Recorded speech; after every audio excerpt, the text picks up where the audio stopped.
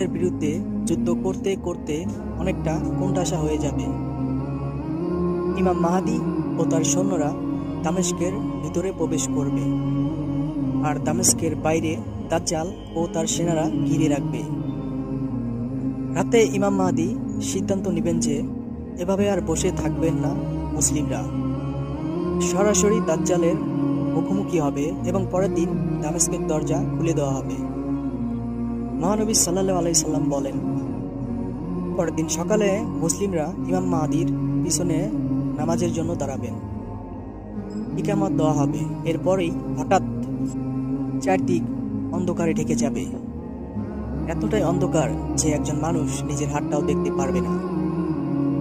এ সময় দামেস্কের সাদা মিনারের পাশে দুজন ফেরেশতার কাঁধে ভর করে ফিরে আসবেন ঈসা আলাইহিস সালাম।